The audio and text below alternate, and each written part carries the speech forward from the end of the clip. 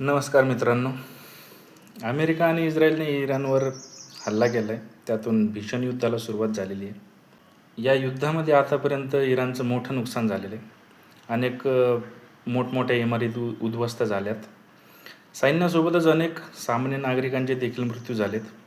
इराणमधील एका शाळेवर बॉम्ब हल्ला झाला.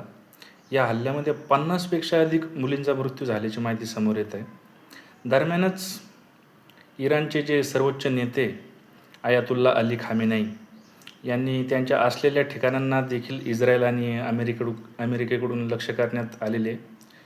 या हल्ल्यामध्ये आयातुल्ला अली खामेनेई यांचा मृत्यू झाला आहे. एवढंच नाही तर खामेनेई यांच्या सोबतच त्यांच्या कुटुंबातील 4 जणांचा देखील मृत्यू झाला आहे.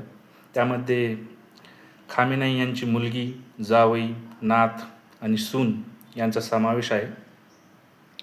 इराणच्या सरकारी मीडियाकडून खामेनेई यांच्या मृत्यूच्या वृत्ताला देखील दुजोरा देण्यात आलेला आहे. दरम्यान खामेनेई यांच्या मृत्यूनंतर आता इराणमध्ये 40 दिवसांचा राष्ट्रीय दुखवटा जाहीर करण्यात आलेला आहे. सोबतच दुसरीकडे सर्वोच्च नेते खामेनेई यांचा जरी मृत्यू झाला असला तरी देखील इराणने आपली शस्त्र खाली टाकलेली नाही आहेत. इराणकडून देखील इस्रायल आणि अमेरिकेला जोरदार प्रत्युत्तर देण्यात येत आहे.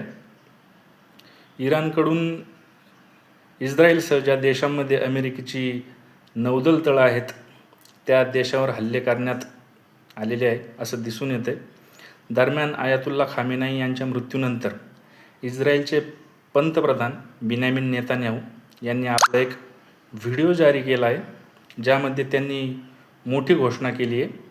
त्यामुळे आता हे युद्ध आणखी भडकण्याची शक्यता आहे. थँक्यू.